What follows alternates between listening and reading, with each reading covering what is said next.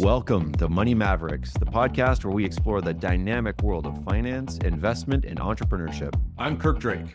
And I'm Darryl Hicks.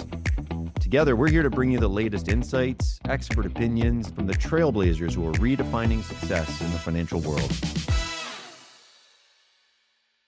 And this is one of the main reasons why mergers and acquisitions happen, right? Is that, look, you're spending a lot of money on the same sort of infrastructure that we are. If we get together, we only have to spend that money once, which means we're going to have more money flowing to the bottom line. And to the extent that we use those profits well, we can either lower prices, it's deflationary, which is really positive for the ecosystem as a whole. Or like you said, this sounds like the same idea.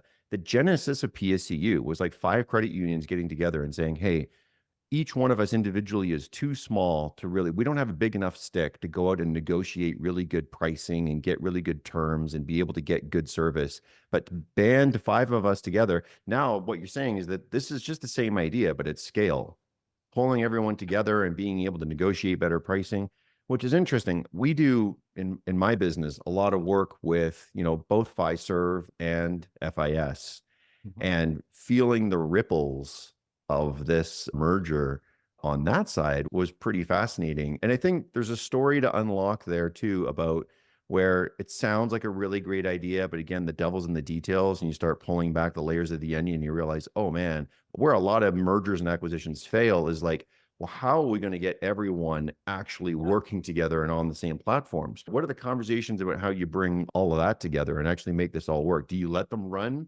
on separate platforms, or is there advantages in bringing them together? Yeah. So first of all, we have a huge advantage not being a publicly traded company. So there is that element of we can be truly altruistic and do the right thing for our owners. Every credit union is an owner and has a say, and 100% of our board are credit union CEOs. And so they can actually say, hey, we want you to do the right thing.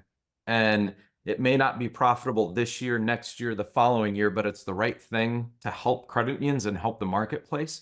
So that, first of all, is a huge difference of what we're doing than, any of the Fiserv, FIS, when they acquire a company. It's what's it going to do to their stock price, right? And it's a huge advantage. And we do not take that advantage lightly, because with that comes a lot of great responsibility to make smart investments and use those limited resources, dollars, to invest in the right things. So 5 years ago, 6 years ago, we invested in building Lumen Digital, a cloud native digital banking solution. If we were a publicly traded company, we would say, hey, we've got to be boarding 5 times as many customers. We need an exit strategy. We have to reach cash flow positive in X number of years or months even. And we had the ability to say, we're going to do this. We're going to build it the right way. We're not going to grow too fast. Whether you like Lumen or not, that's how we view every investment, is we have to do it the right way for credit unions, because if we don't, we damage the industry. That's a very politically correct way of saying, well, we're going to get to play these guys off of each other, and we can take the long view, and let's see who actually makes it, gives us the solid pitch. It's kind of fascinating what you're talking about being public. So many businesses, when they're getting started, they feel like that's the end all be all. And it really can be a super powerful thing.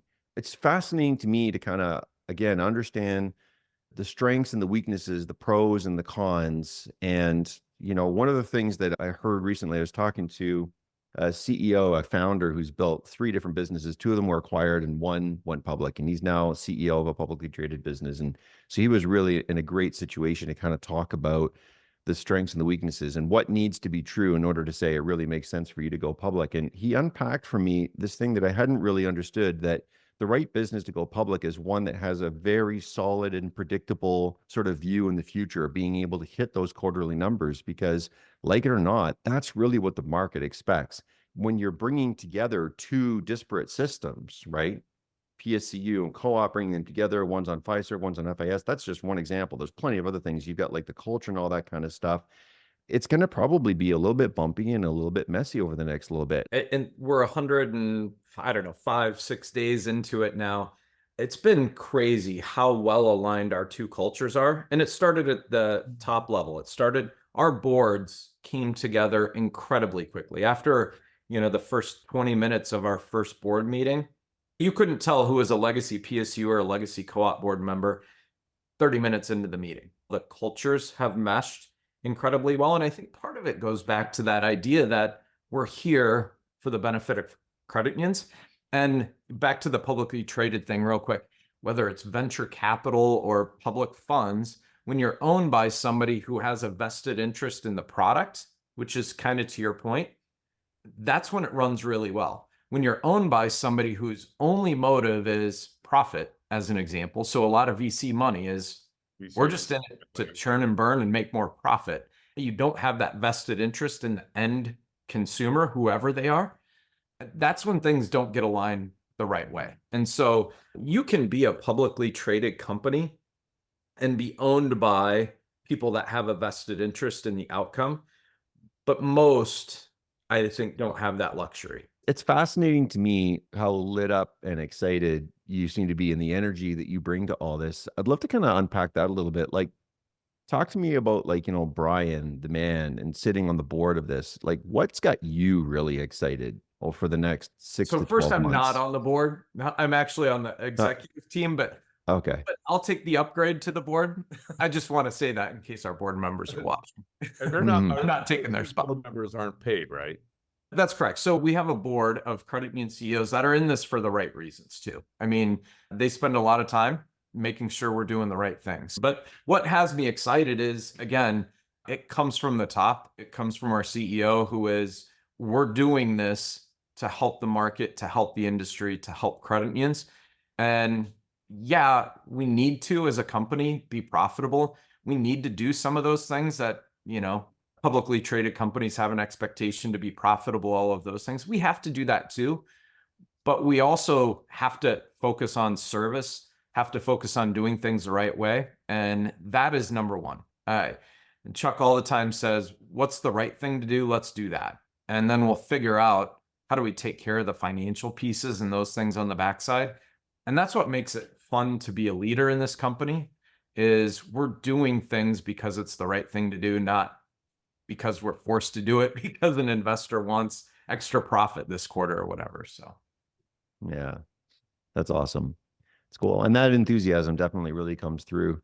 Kirk, you had a couple of things I think you wanted to jump in. Like, it's interesting, Brian, you were talking about a call center that handles like a lot of call volume. And there's been some pretty disruptive tech that's come out in the call center space with the AI stuff that Kirk and I have been kind of geeking out on. I think there were some talking points that you had around that, Kirk. Yes. So obviously I've been tracking this for a while with my book and everything else, but the Klarna announcement really, I just thought was poignant around how impactful this is going to be. And you guys have a ton of call center reps, and I know credit unions want to make sure it's a human a lot of the time. And I have two views of, like, are we going to go down this group of people that are almost flat earther, like, we're going to not have any tech, right? Versus this other group of, like, no, we want this to be, the speed of money and whatnot. So when I assume you've seen the Klarna announcements, sure. like, what's your reaction? What are PSCU's? So I think you said the word balance, and that is exactly right. So I think, I forget the number, 700 employees that they were able to get rid of in their call center and replace them with AI. But it was very transactional oriented, things that people generally just want an answer, and it's a specific answer and they want a quick answer to. And that speed of service, AI can certainly help with speed of service. When it's things that are deeper and I want to ask somebody, like, what's happening here, and truly understand something, there's still a value of having that human interaction. And a lot of it for credit unions too, for us too, is about, how do we serve and meet the member or the consumer where they want to be met? And there's a lot of times I don't want to talk to a person. It's easier, it's faster. And there's times that you do. And I think about credit unions now, incredible branch network. And we shouldn't be using our branches to do the transactional stuff. And so many still are. You're coming in to do a transaction, to cash a check or whatever. You should be going in because you want to have a different interaction, a deeper interaction. And, I think about Europe, because Europe generally leads the world in these kind of things. So Europe was a huge leader in driving people back into stores and using AI technology, geofencing, to make that in-store experience much better. Like if I can go into a store and see and touch and feel the clothes I'm going to buy versus buying it online, getting it home, trying it on, sending it back if I don't like it, and having somebody there that maybe even helps me fit into clothes better and look better. Like that's how European stores are using their stores, not as transactional, come in, buy a shirt and leave. It's you get a way better customized, tailored experience when you come in. They still have online stores and you can still buy all the stuff online, but it's just a differentiated level of experience. And that's where I think AI can come in huge. Like, hey, if I want to have a ton of information and do it myself, huge advantages of AI. If I want to have a differentiated custom experience, there's still advantages. Now you have to train your staff different. You can't, you know, have an hourly staff that can provide that customized, tailored experience. You're probably employing a whole different type of person in the branch to do that, but it's replacing a ton of expense on the AI side. So that's how I think about it. It's not about replacing people, it's about changing experiences. On Money Mavericks, we don't just talk about making money. We explore the innovative strategies and bold decisions that drive real change. Whether you're an experienced investor, a budding entrepreneur, or just someone looking to make smarter financial choices, we've got something for you. Every week, we're going to sit down with industry leaders, visionaries, and mavericks who share their journeys, challenges, and breakthroughs, from contrarian views on market trends to the secrets behind building a successful startup. You get an inside look at what it takes to thrive in today's economy. And we promise to keep it real, engaging, and most importantly, actionable. No jargon, no fluff. Just straightforward conversations that you can apply to your own financial journey. So get ready to challenge your thinking, expand your knowledge, and take control of your financial future. This is Money Mavericks, where we turn financial dreams into realities and mavericks into legends. I also think there's something about like, why do we have the human sitting there typing and like doing that? Just let the AI bot sit there and pull up the screen to do that and then facilitate the conversation and develop that softer skill, not, you know, let me sit here and fat finger your number right. Before. Right. Like, yeah. The interesting thing to me around this is that the one thing that AI can't do to this anywhere near the same level that humans can, at least not yet, is judgment. But unfortunately, not all human beings are created equal when it comes to judgment either. And this comes back to the point that you were making about the people that we're going to hire in the credit unions and in the branches and the things that they're going to be there to do. It's going to have to be different. It almost seems like there's an inflation in the sort of minimum cognitive level, but also in skill set. And there's a specialization, which I think long-term is actually very positive. Like where I see the AI being used in the call center stuff, for example, is that in technical support, it handles all the level 1 calls. And it's only the escalations for like the more dicey situations that it ends up going to an actual human being, judgment being involved, right? Nuance. But that's 70%. 70% of the calls can be triaged, which with a really basic. And the crazy thing is, I haven't had the experience myself, but a couple of buddies of mine who are really, really deep into the call center world and have been for a long time, they tell me that when they're dealing with the AI agents, they themselves, as the owners of call centers, cannot tell the difference between talking to an AI agent or an actual live human being. The accent, the flow, the speed of responsiveness, the quality of the interaction, the problem being solved.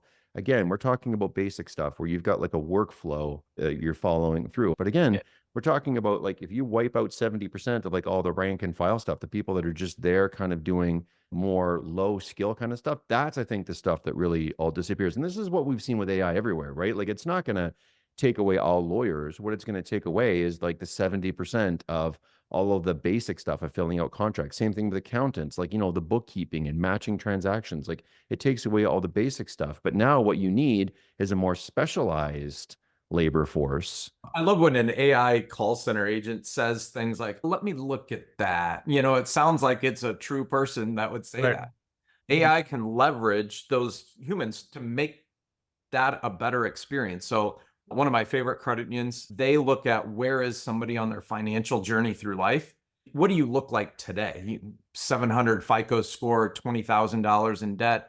It's you're on this upswing on your financial journey versus you might be on the downswing and still look the same on paper, but they use AI tools to tell you, hey, this person's improving. So they're on the way up versus somebody else that may look the same, might be on the way down. And you talk to those people, you have way different interactions when you know that. And they're using those AI tools to inform their staff to have that different and better conversation with people.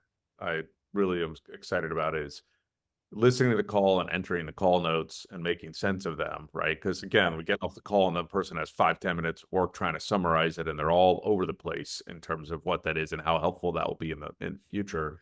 And then from a sales perspective of like, most of your great salespeople are pretty awful at filling out a CRM.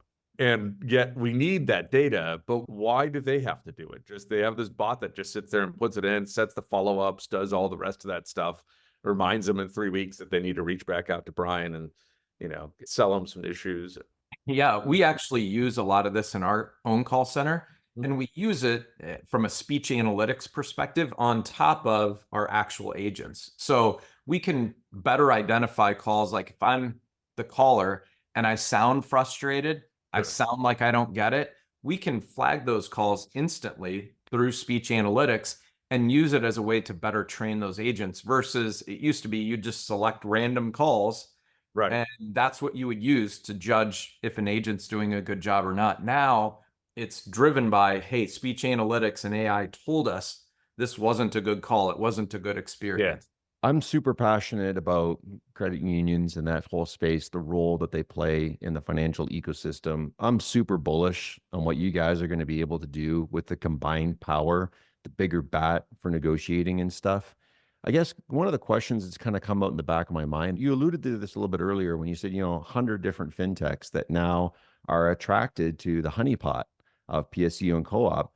Well, how do you do the triage on those opportunities, and what are you looking for? What are the filters that you run through? How do you not get bogged down? Because size can sometimes also create bureaucracy and layers and stuff like that. How do you make sure that things flow through and you get the right ideas launched, executed, value actually flowing to your members, the credit unions?